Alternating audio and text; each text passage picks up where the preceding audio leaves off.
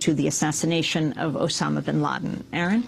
Well, Noam, you mentioned the changes in discourse between 10 years ago and today. And actually, this issue of the reasons behind 9/11 came up last night at the Republican presidential debate.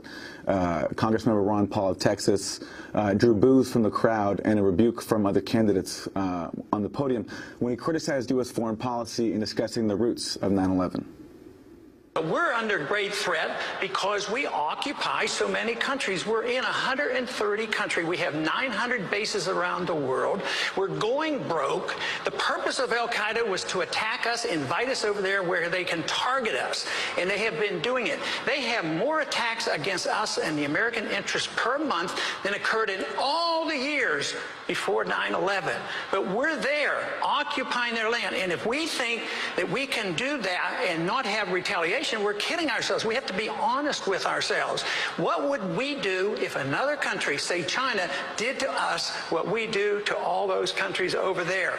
So this whole idea that the whole Muslim world is responsible for this and they're attacking us because we're free and prosperous, that is just not true. Osama bin Laden and al-Qaeda have been explicit. They have been explicit, and they wrote and said that we attacked America because you had bases on our Holy Land in Saudi Arabia. You do not give Palestinians a fair treatment, and you have been bombing. I didn't say that. I'm trying to get you to understand what the motive was behind the bombing. At the same time, we had been bombing and killing hundreds of thousands of Iraqis for 10 years. Would you be annoyed? If you're not annoyed, then there's some problem. That was Republican Congressmember Ron Paul of Texas speaking last night at the Republican presidential debate. Noam Chomsky, your response. I think what he said is completely uncontroversial. You can read it in government documents. You can find it in polls. Maybe people don't like to hear it, but as I mentioned before, it goes back to the 1950s.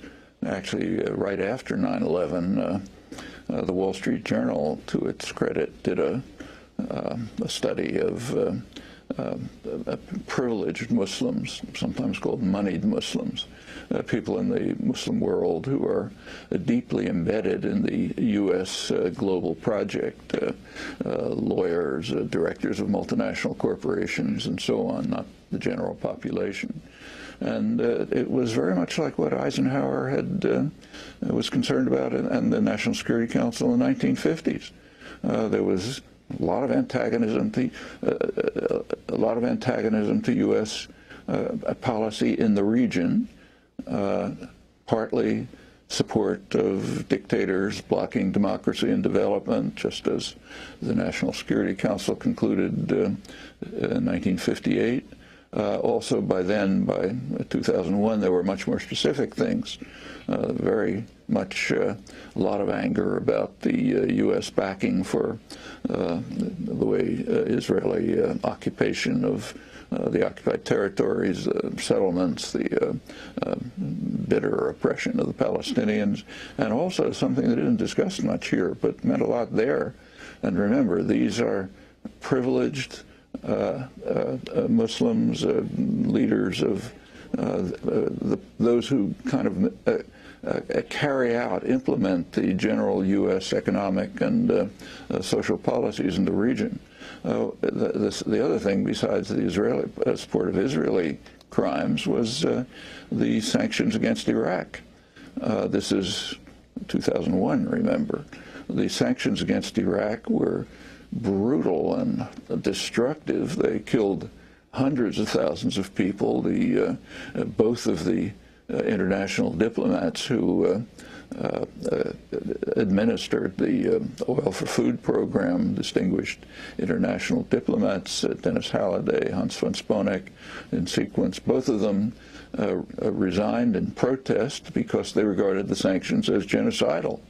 They were carrying out a kind of a mass slaughter of Iraqis. They were strengthening Saddam Hussein. They were compelling the population to rely on him just for survival. And these were major crimes of the 1990s. privileged Muslims, moneyed Muslims in Saudi Arabia, elsewhere, were bitterly opposed to this. Not because they hate our freedoms, because they don't like murderous and brutal policies.